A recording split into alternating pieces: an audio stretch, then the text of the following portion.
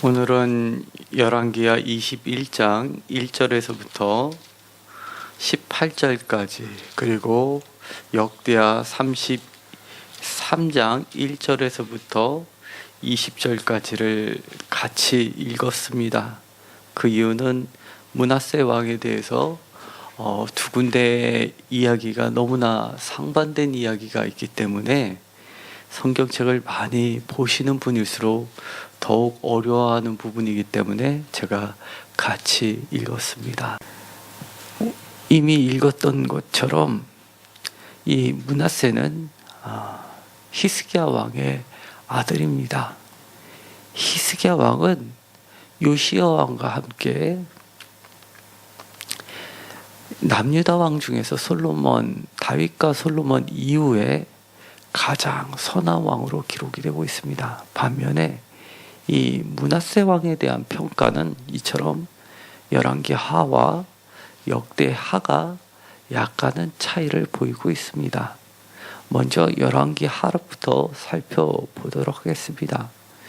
열왕기하 21장 1절에 55년간이라는 것을 통해서 이 므낫세는 남유다 왕 중에서 가장 오래 다스렸던 왕입니다. 보통은 우리가 길게 다스리면 하나님이 축복하셨기 때문에 길게 다스린다고 생각하기 쉽습니다. 대표적으로 다윗도 40년간 다스렸다라는 완전수 40을 통해서 그의 7위를 나타낼 정도입니다. 그런데 이 므낫세 왕부터는 어머니의 족보에 대해서는 전혀, 특별히 출신에 대해서는 언급을 하지 않는 것으로 보아서 매우 남유다의 혈통과 관련이 없는 수치스러운 혈통이었을 것으로 추정이 됩니다. 대표적으로 북이스라엘 출신이었다든지 아니면 다른 이방 출신이었든지 여러 가지 이유였을 것입니다. 보통은 아마 북이스라엘의 왕족 출신이었을 것으로 추정을 하기도 합니다. 확실하진 않지만 어쨌든 간에 그 출신이 빠져 있다는 것은 여러 가지 의미를 내포하고 있습니다. 우선 이름이 므낫세입니다. 잘 알다시피 이 므낫세라고 하는 것은 에브라임과 므낫세는 대표적으로 요셉 지파에 소속이 됩니다. 북이스라엘 전체를 에브라임 지파라고 또는 에브라임이라고 불렀던 것은 그만큼 북이스라엘의 대표적인 장자 역할을 했던 것이 바로 에브라임입니다. 실제로는 이 므낫세가 장남이지만 야곱이 축복할 때 두 손을 엇갈려서 축복함으로써 그 순서가 바뀌었습니다. 북이스라엘이 멸망하고 나서 이 므낫세라는 이름을 지어서 주었던 것은 그만큼 북이스라엘 사마리아가 멸망하고 나서 아마도 이 히스기야 왕은 아들 때에 다시 북이스라엘을 통합하는, 통치하는, 그리고 통일 왕국을 꿈꿨기 때문에 이 거대한 이름을 지어줬을 것으로 보고 있습니다. 그렇기 때문에 매우 많은 꿈을 갖고 있었던 왕입니다. 나이가 12세에 왕이 됐습니다. 여러 가지 이유가 있었겠지만 우리가 알고 있는 것처럼 히스기야 왕은 병이 걸렸다가 15년간을 연장받았고, 그래서 아무래도 이 질병으로 인해서 일찍 죽었을 것으로 보이게 되는 겁니다. 그런데 이 므낫세 왕은 열왕기하 21장에 보면 온갖 나쁜 것을 다 했습니다. 이스라엘 왕 아합의 행위를 따라라는 그 말은 3절에 있었던 말은 나중에 이 하나님께서 최후 심판을 선고할 때 13절에 보면 내가 사마리아를 잰 줄과 아합의 집을 다림 보던 추를 예루살렘에 베풀고 할 때의 그 표현에 다시 한번 반복이 될 정도로 매우 중요한 단서가 되고 있습니다. 이 아합의 행위는 구체적으로 여러 가지가 있을 수 있습니다. 우리가 잘 알고 있는 바알과 아세라도 있었지만 더 나아가서 무죄한 자의 죄를 심히 많이 흘렸다는 것도 또 다른 커다란 죄 중에 하나입니다. 그래서 16절에 보면 또 무죄한 자의 자의 피를 심히 많이 흘려라고 하는 이 표현은 예루살렘 이 끝에서 저 끝까지 가득하게 했다라고 하는 것은 아합의 대표적인 사건, 나봇의 포도원을 생각나게 할 정도입니다. 우상들의 목록을 열거하고 있습니다. 바로 3절에 보면 바알, 아세라, 하늘의 1월 성신, 이것들이 다 어디에 있었냐면 예루살렘 성전 두 마당에라고 5절에도 기록이 되어 있습니다. 뿐만 아닙니다. 자기의 아들을 불 가운데 지나게 하며 라는 이 표현은 바로 그모스 신을 대표적으로 이야기합니다. 남유다 왕 중에서 이처럼 그모스 신을 섬겼던 사람 아하스 왕이 있었고 그 다음에 이 므낫세 왕입니다. 대표적으로 악한 왕입니다. 뿐만 아닙니다. 점치며 사수를 행하며 신접한 자와 박수를 신임하며, 이 신접한 자를 다룰 수 있는 것은 사무엘 선지자가 사울을 내칠 때 했던 말이기도 합니다. 이처럼 9절에 보면 여호와께서 이스라엘 자손 앞에서 멸하신 여러 민족보다 더 심하였더라라는 말로 다시금 요약을 하고 있습니다. 7절에 보면 내가 이스라엘의 모든 지파 중에서 택한 이 성전과 예루살렘에 내 이름을 영원히 둘 것이라 라고 했던 그 영원한 언약은 이 므낫세 왕의 때에 와서 완전히 파악이 됩니다. 11절에 이 가증한 일과 악한 행함이 아모리 사람들의 행위보다 더욱 심하였고, 이 아모리 사람들은 우리가 민수기에서도 이들의 악행 때문에 멸절당했던 사람들입니다. 이 이야기를 하는 것은 아모리 민족들처럼 이 남유다 사람들도 멸절당할 것이라는 것을 예고하고 있습니다. 최후 선고를 내립니다. 12절입니다. 그러므로 이스라엘의 하나님 여호와가 말하노니 내가 이제 예루살렘과 유다에 재앙을 내리리니 듣는 자마다 두기가 울리리라. 내가 사마리아를 잰 줄과 아합의 집을 다림던 줄을 예루살렘에 베풀고, 이 다림보던 다림줄 우리가 아모스 선지자를 통해서 이미 살펴본 적이 있습니다.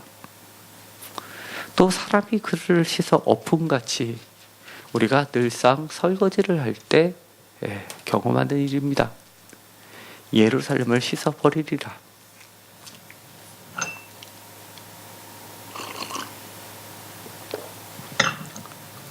내가 나의 기업에서 남은 자들을 버려 그들의 원수의 손에 넘긴즉 그들이 모든 원수에게 노략거리와 겁탈거리가 되리니. 이사야서 같은 데서는 남은 자를 남겨둔다고 했는데 여기서는 남은 자들을 버린다고까지 합니다. 이는 애굽에서 나온 그의 조상 때부터 오늘까지 내가 보기에 악을 행하며 나의 존노를 일으켰음이라 라고 판결문을 하나님께서는 천천히 읽어 내려가고 계십니다.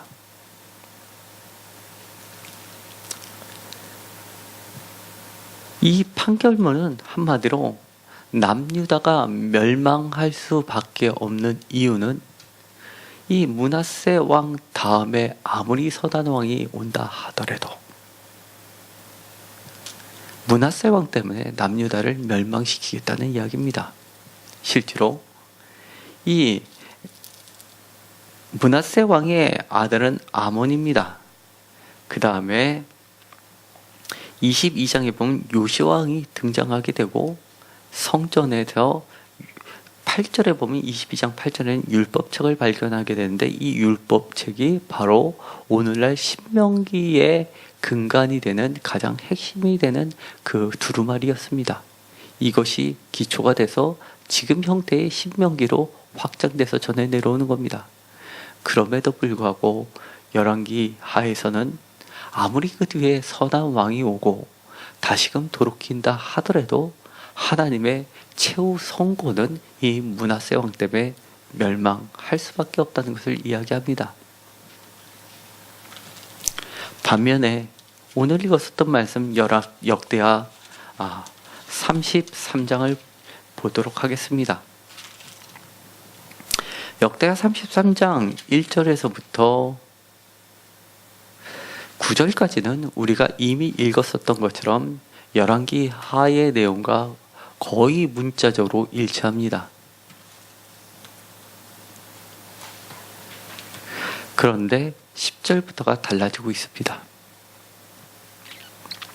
10절 여호와께서 므낫세와 그의 백성에게 이르셨으나 그들이 듣지 아니하므로 11절 여호와께서 아스로 왕의 군대 지휘관들이 와서 치게 하심에 그들이 므낫세를 사로잡고 쇠사슬로 결박하여 바벨론으로 끌고 간지라. 여기서부터 이야기가 열왕기 하에 없었던 이야기가 전개됩니다. 내용도 달라지고 있습니다. 특별히 변곡점이 되는 것이 12절입니다.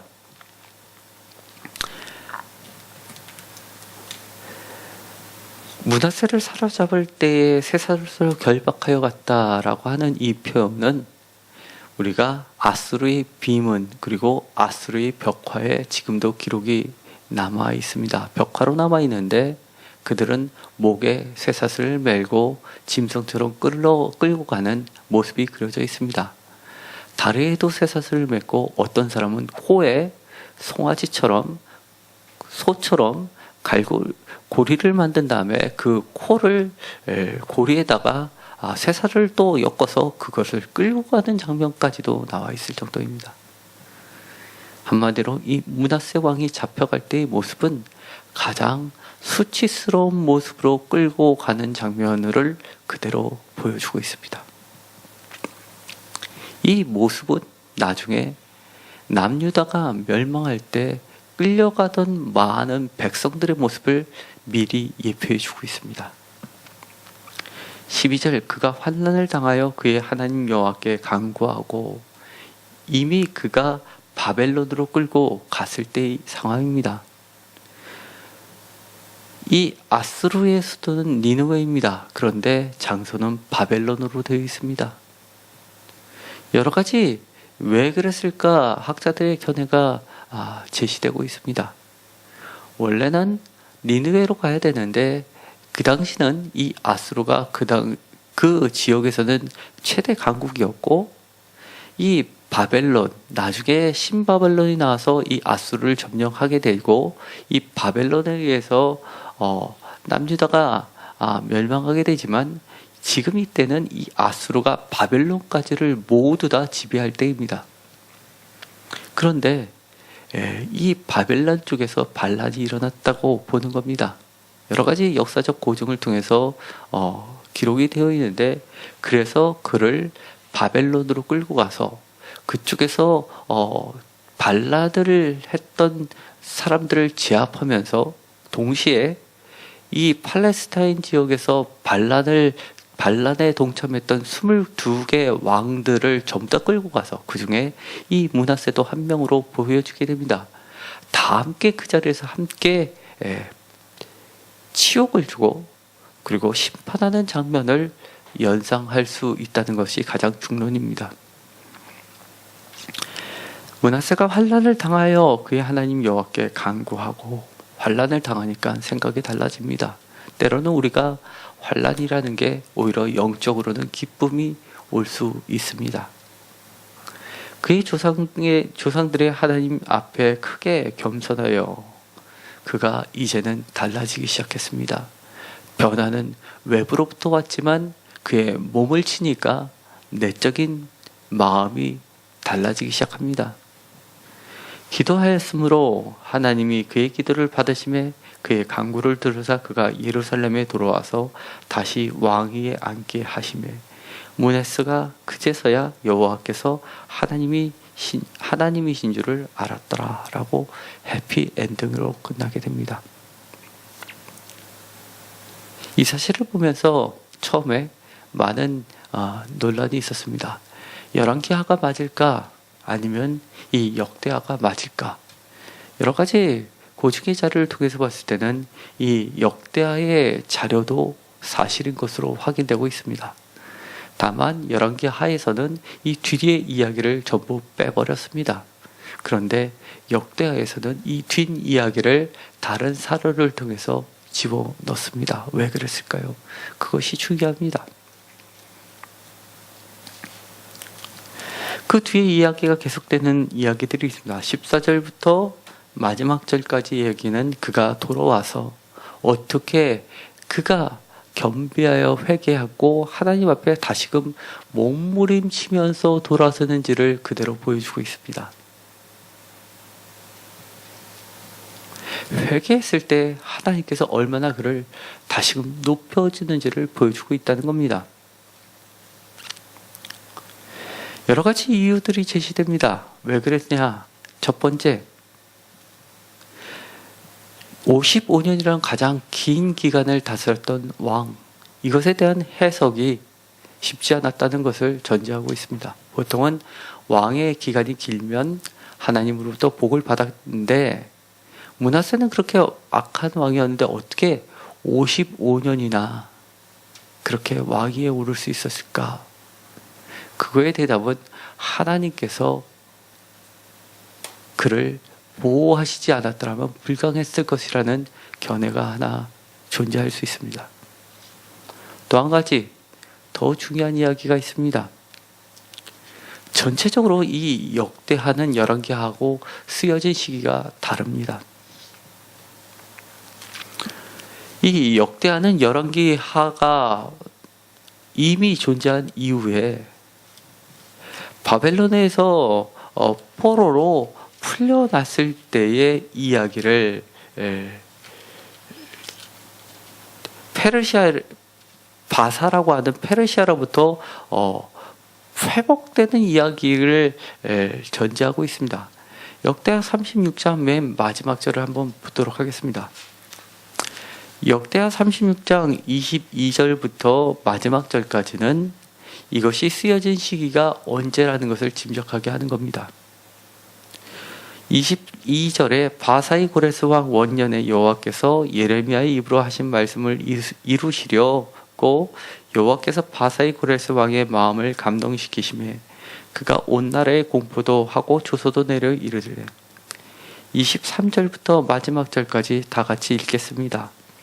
바사왕 고레스가 이같이 말하노니 하늘의 신 여호와께서 세상 만국을 내게 주셨고 나에게 명령하여 유다 예루살렘의 성전을 건축하라 하셨으니 너희 중에 그의 백성된 자는 다 올라갈지어다.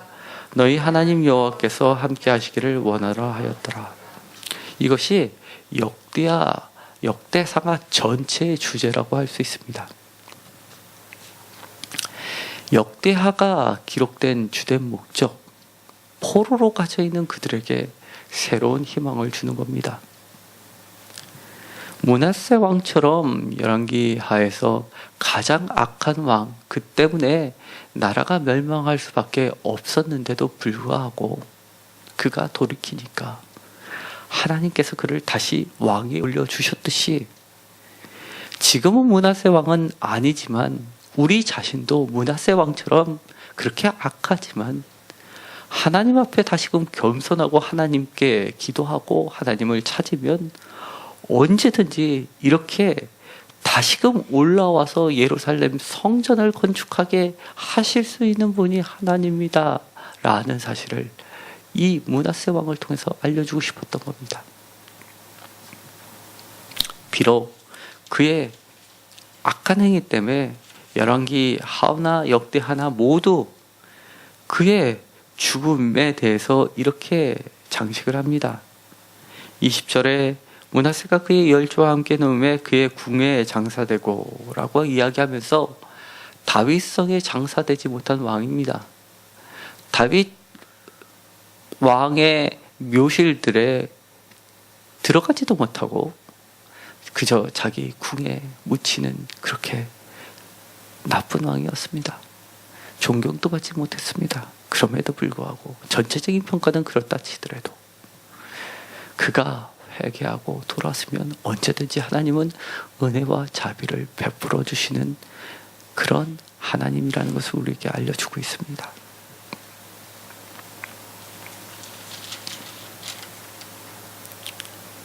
이것은 오늘날 우리들에게도 마치 예수님의 사랑을 그대로 느끼게 해 줍니다. 므낫세를 통해서 우리 자신을 보기도 합니다. 오늘도 은혜가 많으신 하나님께 한 발자국 더 나아가는 저와 여러분들이 되기를 간절히 소망합니다. 기도하고 마치기로 하겠습니다. 하나님 감사합니다. 우리 자신을 보면 너무나 추잡합니다. 그러나 우리가 회개하고 하나님 앞에 기도하면 언제든지 우리를 다시금 사랑으로 품어주시고 회복시켜주시고 높여주심을 다시 한번 깨닫게 됩니다. 주님 용서하여 주시옵시고 주님의 사랑으로 덮어 주옵소서. 예수님의 이름으로 기도드렸습니다. 아멘.